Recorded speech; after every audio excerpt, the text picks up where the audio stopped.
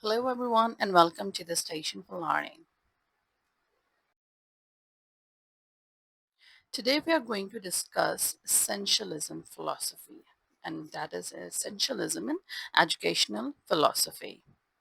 Now, as we know that essentialism stands as one of the foundational educational philosophies, emphasizing core knowledge and skills that students must acquire to become productive members of society.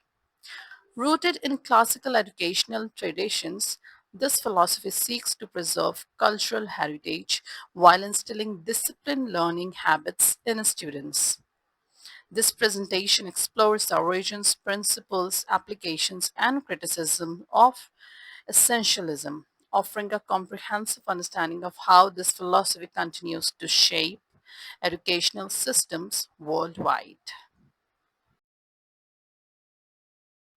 Now, let's look at the historical foundations of essentialism.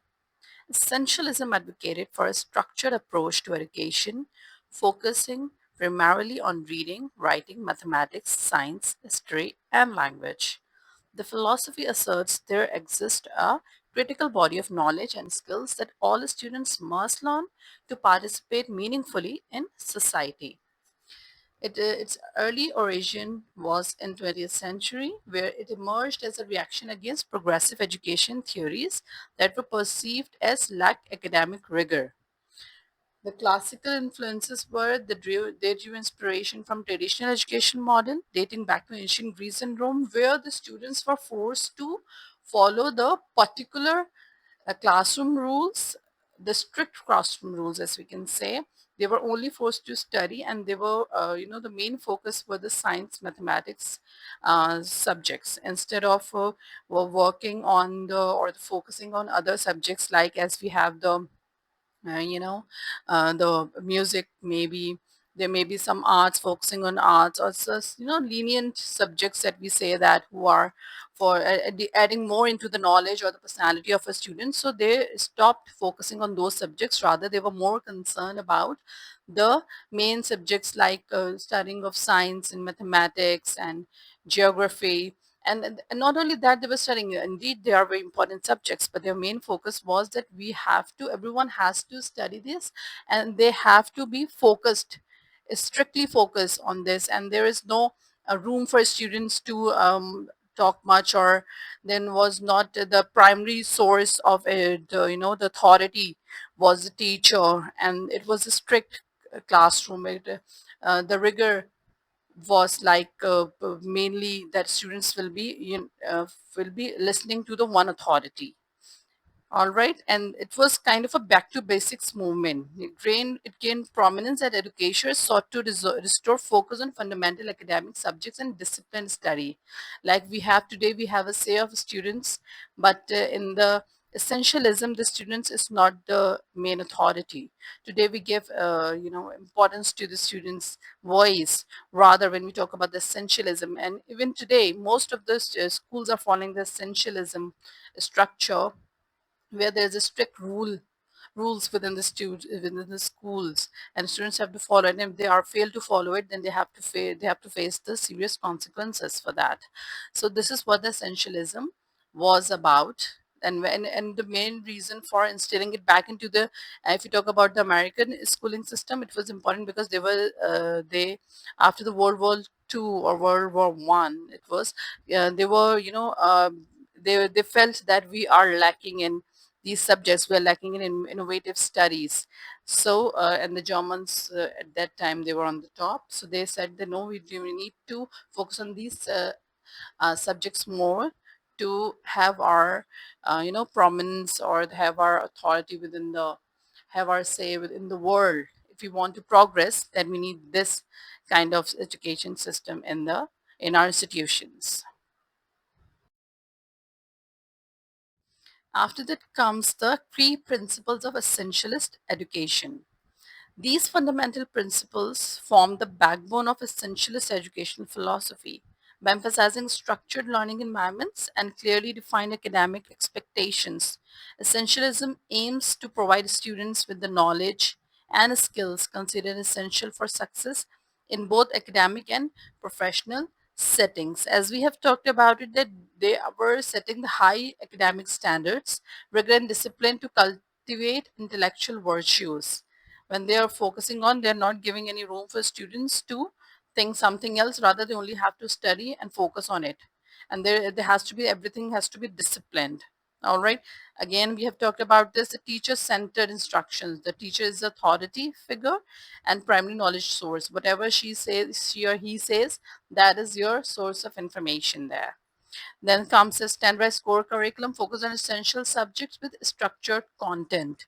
Means today we have, or in the in the progressive, we actually work on the hands-on activities, learning through experiences. Rather, as compared to progressivism, the essentialism was more about the bookish study.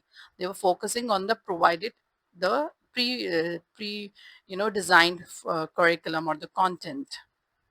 Cultural literacy education and cultural traditions and heritage. So they were focusing more on their own culture, that we need to get close to our own culture and what literacy and what our roots about, instead of learning more about the other people. So they were more focusing on themselves, creating that sense of nationalism within the students.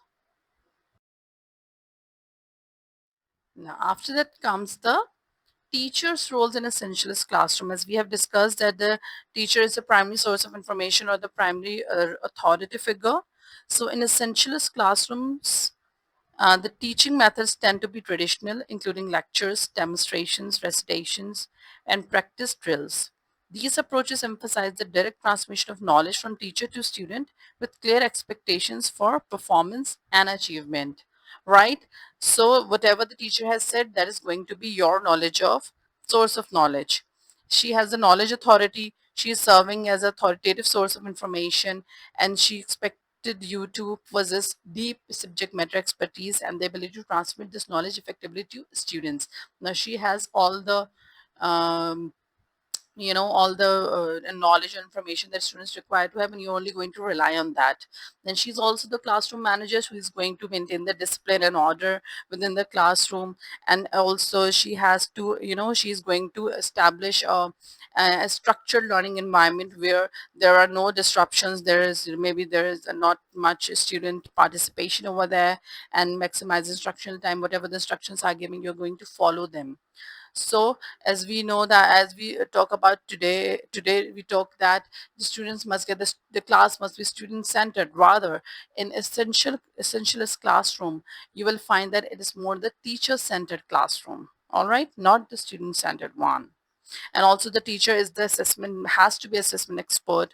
She must develop and and administer regular examination and assignments to evaluate student progress. And there must be objective measures to assess mastery of essential content, that whether the student have mastered the certain objectives related to the subjects or not.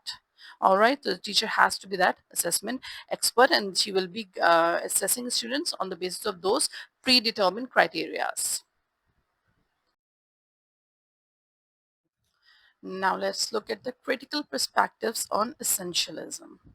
As we know that what critics have to say, as we have discussed before, the rigidity concerns.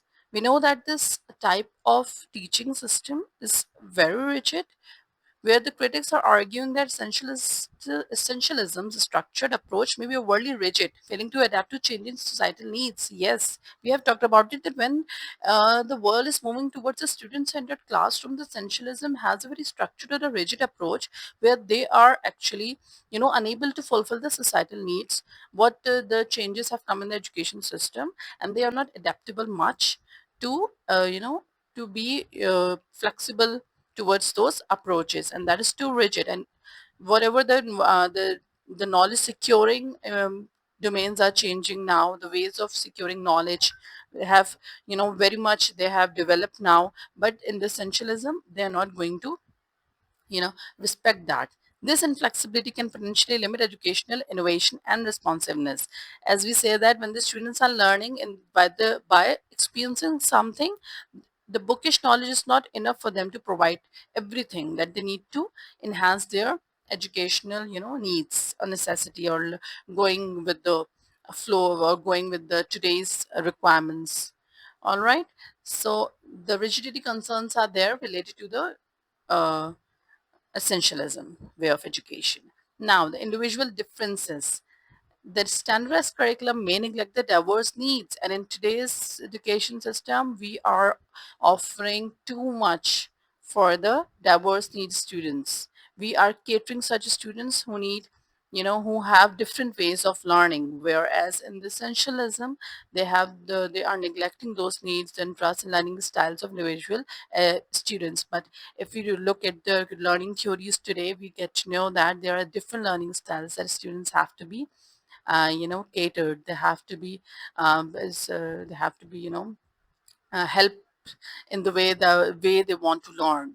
Critics contend this one size fits all approach, which is totally, it is unrealistic, can disadvantage learners who don't thrive in traditional academic settings. Yes, we know that there are different learning styles where some is auditory, some are visual learners, some are kinesthetic. So, but when it comes to essentialism, they are not catering such students. So they have I really like this notion of one size fits all approach. No, this is not possible in when we look at the uh, bigger picture. So essentialism is failed in providing such students. Now, when it comes to the cognitive limitations, by emphasizing knowledge acquisition over critical thinking skills, essentialism may overlook the development of creativity, problem solving abilities, and emotional intelligence considered vital in contemporary society. As we know that the critical thinking skills are much important in 21st century in today's world, when it comes to the students thinking out of the box, when we allow them to think creatively, breaking the barriers, come up with their own problem solving techniques, and be emotionally intelligent, which is a very important thing. Once a person is emotionally intelligent, they can reach to the heights. They can, they are beneficial for not only for themselves but for their surroundings as well, for the greater interest of our society, for the, for the changing trends and everything. Having a person's emotional intelligence is very important. So, but when it comes to essentialism, they are failed to provide that cognitive abilities to students, because as we know that the stern learning conditions, the bookish knowledge, the one source of information only you have, your source of knowledge is only your teacher that you're going to follow. So it doesn't really helps you in in developing your critical thinking skills. So these critics have prompted ongoing debates about educational best practices and have influenced the development of alternative philosophical approaches that seek to address perceived shortcomings in essentialist education. So these were very very legit critical perspectives on essentialism. You would agree with that as well, I know. Now, the application of essentialism in modern educational systems. So, when there is a cons, there are pros as well. Let's look at them. Another, standardized testing. The widespread implementation of standardized assessments to measure student achievements against established benchmarks. Yes, I think that is very important. We need to assess students where do they stand after all that learning, even though we are testing them on the basis of, their um, own ideas, own, problem solving techniques. But this standardized testing is still very important in today's world. National curricula, development of standardized content frameworks specifying what students should know at each grade level. Amazing aspect of this essentialism, because there must be a benchmark, there must be a standard of how much a student know at this certain age and at certain grade level. Academic standards, establishment of clear performance expectations and learning outcomes across educational institution. So yes, when what are we going to expect of students? What are the learning outcomes of whatever we are teaching students? That is very important. That standard is set, and the students have a, they are showing us the progress of whatever they have learned. What do we expect a student of certain grade level? What are the learning outcomes of whatever the curriculum is presented over there? Are the students fulfilling that or not? Yes, we agree with that, that just as such academic standards must be established. Now, when it comes to the accountability system, implementation of measures to hold teachers and schools responsible for student performance. Yes, undoubtedly, there must be a, and responsibility criteria where student where teachers and schools need to answer, and if there is some there is some issue, there is some lacking about the student, then the teachers and schools must be, what measures they have taken to teach that students, to cater that student, to help that student, to assist that student. What about the how much the learning has been done, and you were how what is the performance, is there any improvement or there is not, then there must be proper valid reasons for that as well. All right. So, despite criticism, essentialist principles continue to influence educational policies and practices worldwide. Yes, we need essentialism.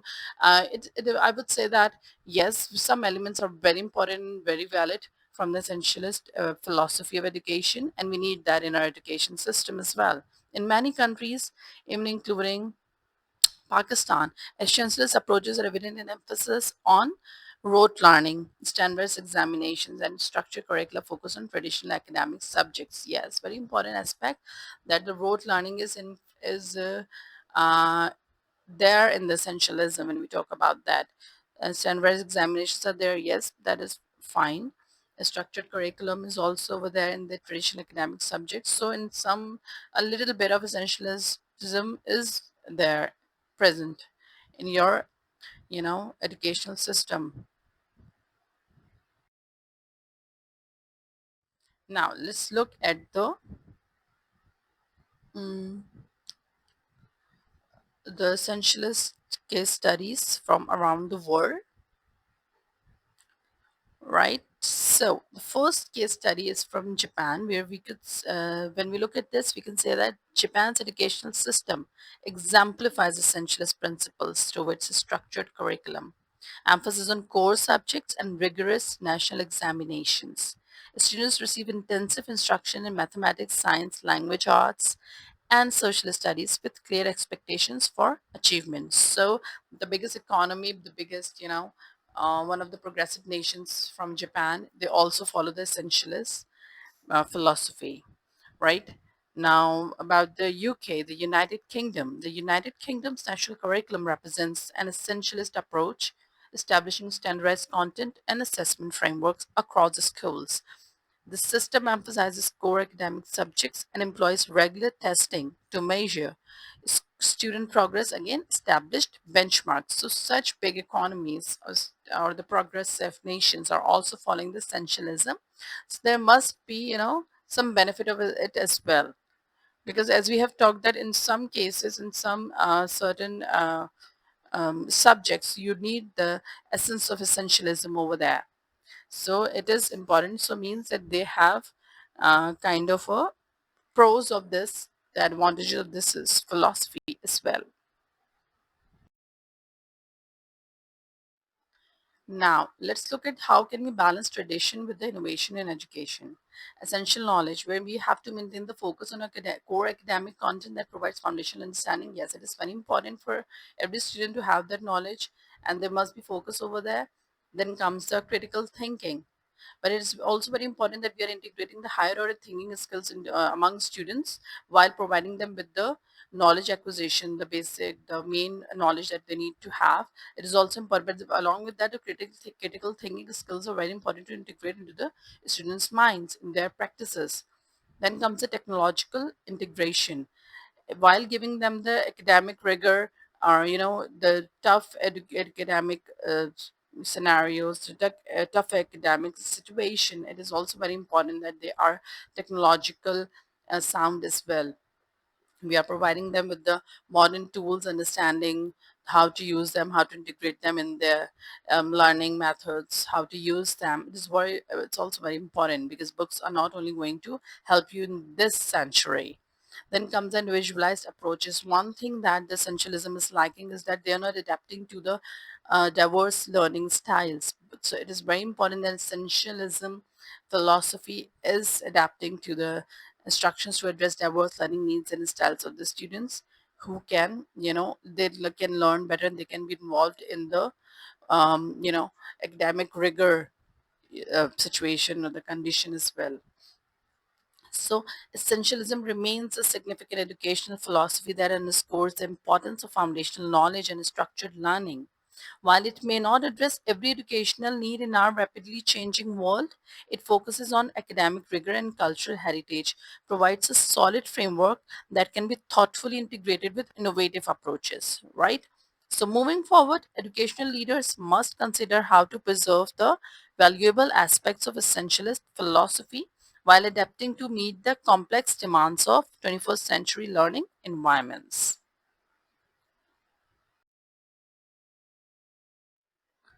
So everyone, this is all from today's educational philosophy of essentialism. And if you want to learn more about it, if you have any question, then you can definitely write it in the comment box. If you want to learn about some other topic as well, then please do mention it in the comment box so we can work on that as well.